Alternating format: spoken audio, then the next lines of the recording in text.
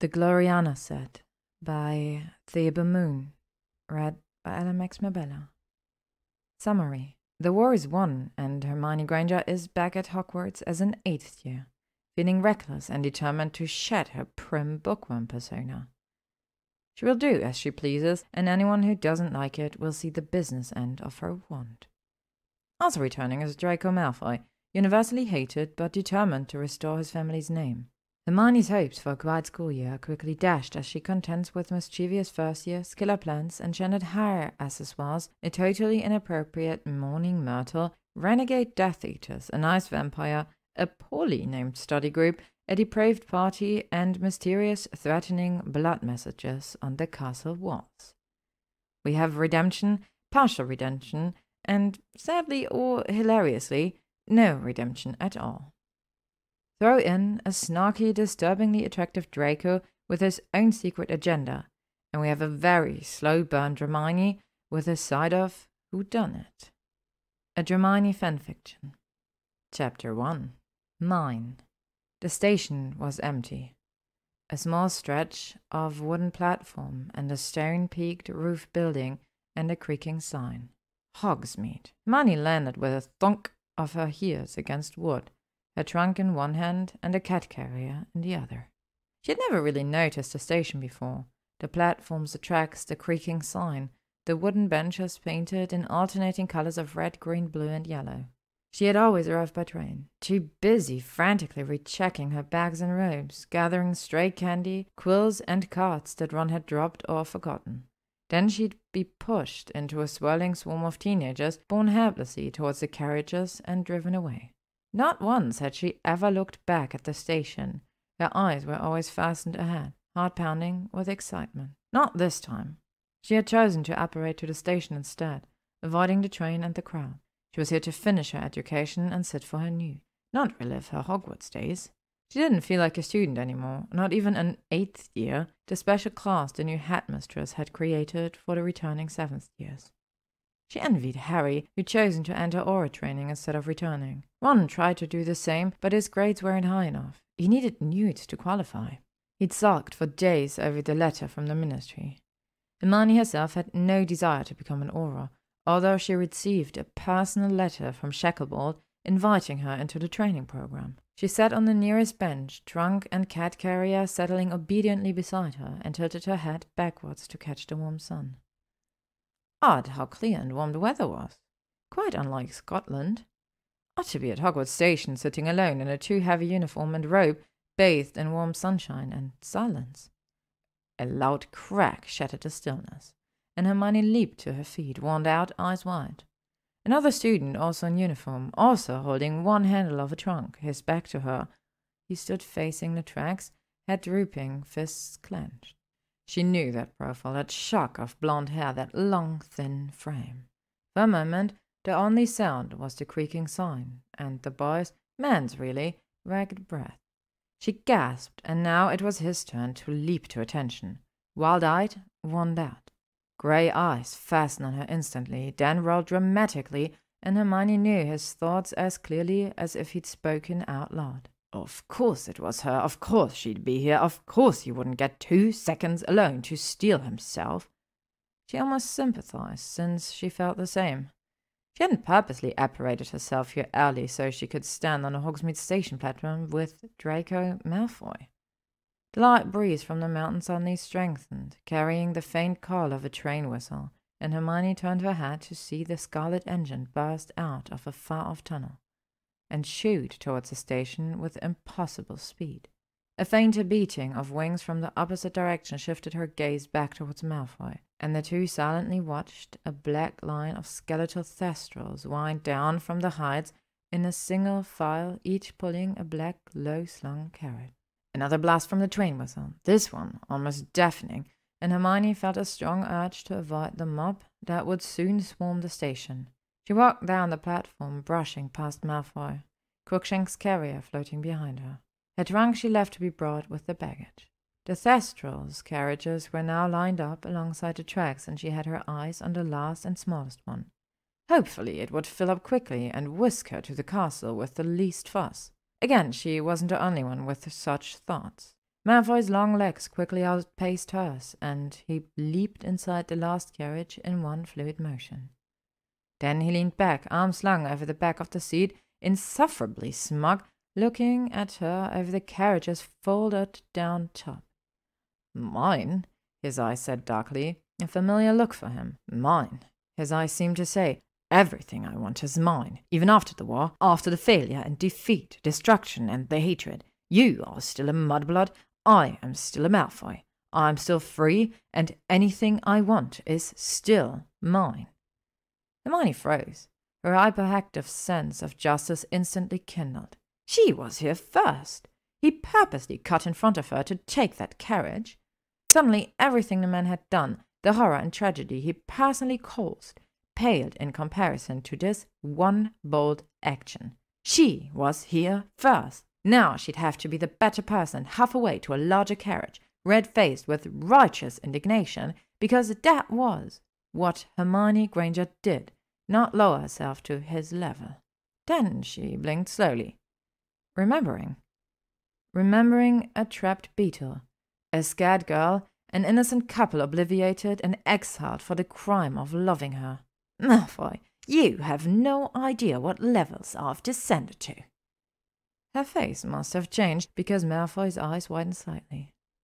Hermione awkwardly hopped into the small carriage sitting opposite him. His staggered expression swelled her heart with satisfaction. Crookshank's carrier dropped beside her on the seat. She could hear her familiar's low growl. "Smart cat." She zipped open the carrier and a fluffy orange head bobbed out, hissing. "Manners, Crookie," Hermione crooned, petting his fur. "There's nothing to fear here, Snoggywoggums." "Get out," Malfoy said, his growl matching the cat's. "Did you hear something, Crookie?" Hermione asked, basking in the heat of Malfoy's glare. "Did anyone of importance say something?" "No, I didn't think so, my boo-boo kitty." The train had stopped in an explosion of steam and squealing brakes, and the first wave of students rushed the carriages. Hermione's back was to the station platform, but she could clearly hear the gasps and shouts behind her. "It's Granger and Malfoy in the last carriage! Look, look!" The news shot through the crowd, and their names, coupled in disbelief, rang repeatedly in their ears. Hermione grimaced, keeping her eyes on the cat. Maybe she hadn't thought this through. Then another name rippled through the crowd. "There's Weasley! Ron Weasley! Weasley!" Hermione refused to turn around. Why should she? Just so she could watch him stride down the path, beaming from the acclaim of being one of the golden trio who saved the wizarding world. She risked a look at Malfoy, who looked smug again. "Hermione!" Ron was so tall that he could look straight into the carriage from the ground. "Are you mental? What are you doing there with him? It's not safe." "Nonsense, Ronald, it's perfectly safe," she said. "Are you sure, Granger?" Malfoy shifted to the center of his seat and stretched his leg slightly, one foot against hers. Ron flushed. "Go away from her! Hermione, get out of there!" "Did you hear something, Granger?" Malfoy asked. "Did somebody of importance say anything?" Hermione suppressed a snort of amusement. "I'm not going to get out, Ronald." "Well, I'm not sitting with him," Ron snapped. "Nobody's going to sit with a Death Eater, Hermione." Malfoy's eyes glittered and his fists clenched. Hermione tried very hard not to sigh. Ron had actually stumbled onto something resembling a point. Malfoy was a Death Eater to most of the students and a blood traitor to the rest. The curse of the last-minute defector, reviled by both sides. She had no sympathy, but now they were just wasting time. "You're right, Ronald," she said. "The carriage may be considered full." Her voice rang out, the last sentence, the tone of command, and the carriage's thestral immediately leaped into the air, thrusting Hermione back into her seat and drawing an outraged yowl from Crookshanks. Malfoy braced himself with his legs to keep from falling on top of her, and Hermione looked down at a rapidly shrinking Ron, his dumbfounded face upturned as the carriage sailed beyond the line of trees and over the lake. Hermione, you're all right." "Of course I'm all right," Hermione huffed at the Gryffindor table. "Have we met? I can handle a carriage ride with Draco Malfoy." "But why would you want to?" Ron asked as she dropped into the seat opposite him. "It's Malfoy." "Who?" Hermione asked. Ron stopped himself and glared. "Why weren't you on the train?" Hermione shrugged. "I overslept." She had stayed with her parents in a month following Voldemort's defeat, helping them to readjust to the life in England again. While she had mostly reversed the memory charms she had placed on them in Australia, there were still gaps and fuzziness in her parents' minds, mostly regarding anything related to magic. Which was probably for the best.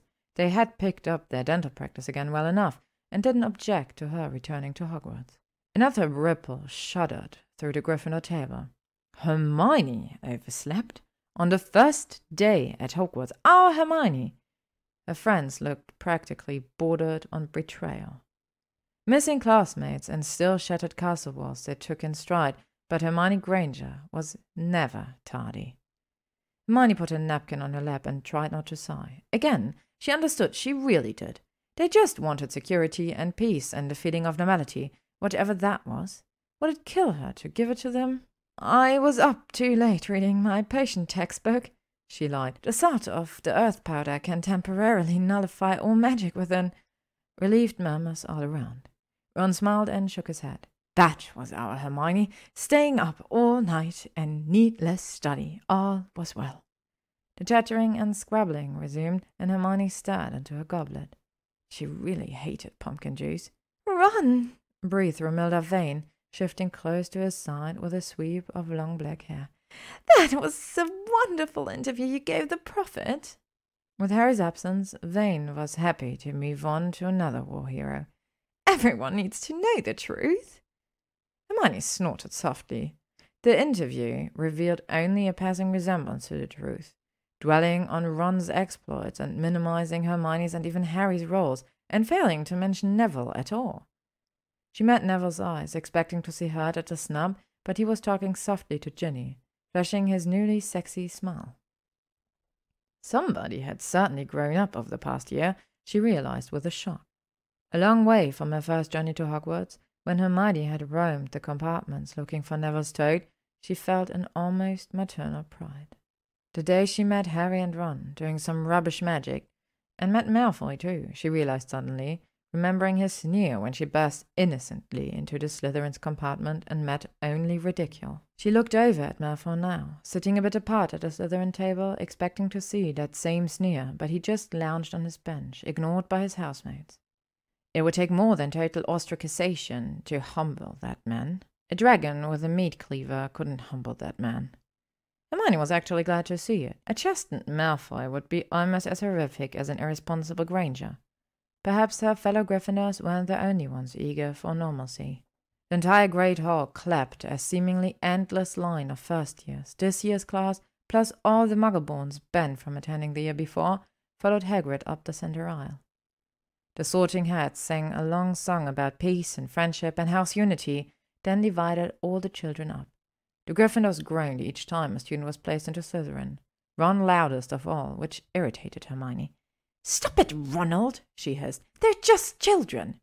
"They're Slytherins," Ron cried. "They're 11 years old. Now they think the whole school hates them." Hermione's voice cut through the babble of voices. "They need our support." Ron's eyes narrowed. "You seem mighty fond of Slytherins all of a sudden. Have you forgotten?" "I haven't forgotten anything. But what do you want to do? Create a new generation of vicious snakes?" "They killed Colin." Dennis Creevy's voice was hot, and Hermione turned to look more closely at the dark-haired 50-year. He was still small and spindly, with his bangs falling into his eyes, but those dark eyes were narrowed and burned with an almost fanatical hate. "Those children," Hermione said, pointing to a group of youngsters now nervously seated in the empty spaces around the bored Malfoy, "didn't kill anybody. But if you treat them like criminals—" "Hermione!" Ron cried, obviously convinced that if he repeated her name often enough, she would suddenly adopt whatever misguided opinion he held at that moment. "She's right," Neville put in. "They're just kids." Dennis and Ron glared, but blessedly shut up, and the groaning at the next Slytherin sorting was a bit more subdued. Hermione risked another glance at Malfoy, who was now amusing himself by floating juice pitchers just out of the first year's reach and ignoring her completely. Headmistress McGonagall stood to give the welcome speech, drawing Hermione's eyes to the teacher's table. Slughorn's face was hidden by his enormous silver goblet. Beside him was an empty chair, undoubtedly for the next Defense Against the Dark Arts teacher. Madame Hooch, the new head of Gryffindor House, sat on McGonagall's right, an arresting figure with white blonde spiky hair, a multicolored Quidditch jersey clearly revealed by open black robes and a bright red eye patch. She had lost an eye during the final battle, Hermione remembered, flying above the melee, casting curses until she was brought down by a curse from the ground. Hooch wasn't the only one. Professor Sprout bore a burn scar on her forehead, and McGonagall herself was still limping. Hermione thought of the faint silver lines on her own neck and raised red letters on her arm, of Lavender, who had miraculously lived through Fenrir's attack, and even Malfoy and his dark mark. They were all scarred, teachers and students alike. McGonagall's welcome speech expanded on the topic of house unity.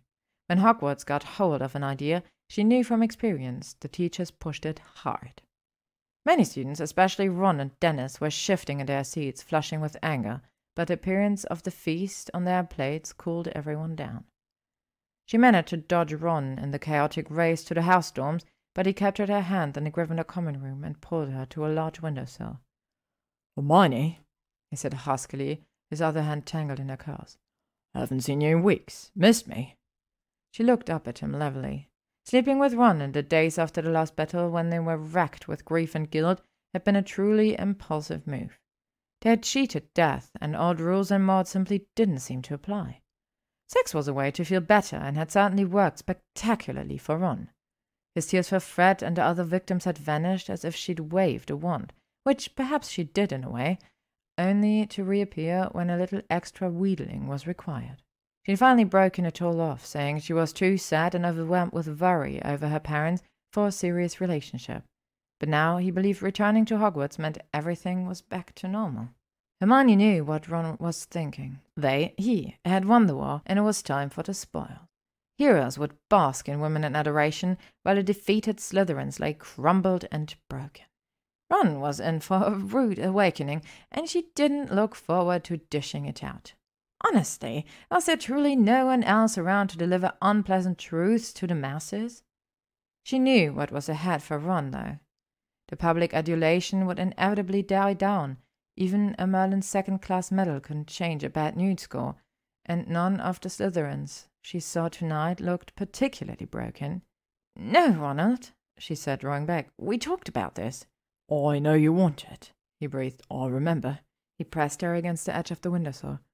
"Remember Dad's muggle shack, Hermione?" Well, yes. He'd taken her on the splintery wooden floor, surrounded by broken clocks and blenders, her head pressed against the shop vac. She remembered the heat and excitement in her blood singing, and for a few seconds Ron's touch brought it all back, the wanton need, and her hand around his wrist tightened. But then it all fizzled out somehow, and she saw only Ron's shocked face at the thestral carriage, demanding that she leave the big bad man and his big bad shoe and return to Ron's protective arms. "No, Ronald," she repeated. Honestly, she didn't even need to argue anymore. The two of them could simply repeat each other's names back and forth. "I'm going to bed," she announced loudly, stepping away with a less than graceful swerve as Ron's arm shot out to block her. The man was so fucking physical whenever he was thwarted. Harry in such situations would probably look reproachful but try to understand, and Neville would likely just crumble with hurt. Well, maybe not anymore. He'd changed considerably, but Neville certainly wouldn't be grabbing at a girl trying to get away. She couldn't even imagine Malfoy doing that. Such an action would be beneath his dignity. No, Malfoy would probably just arch an eyebrow. Such a timid, sad girl, denying herself such unparalleled pleasure. Hermione chuckled at the last thought as she hurried towards the girls' stairs, dismissing the rest of the common room with a wave. Ron would recover soon enough. Plenty of girls were eager to sleep with a war hero. They could have him. Tucked into bed in her pajamas, printed with dancing penguins, with Crookshanks curled up on her bed, Hermione watched the moonlight peeping through the curtains long after her roommate came to bed. Wind rattled the windows.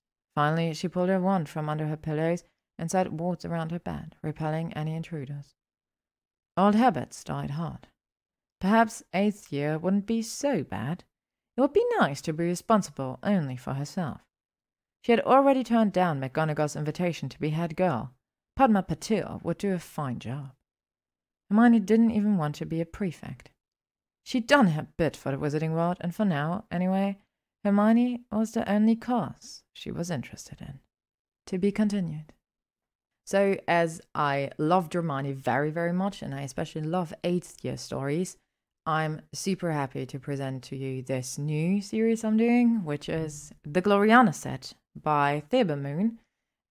Thanks to them for letting me read their story. I'm super honored. I'm super happy. I really hope you enjoy it and you will follow along. The uploading schedule will probably be a bit irregular, but I have a lot more time on my hands again now, so there will be quite regular updates, I would say. Anyways, I hope you all enjoy, and as always, you can follow me on YouTube, on Spotify, on Instagram, or on Tumblr if you would like to stay up to date, and I hope you all have a great day.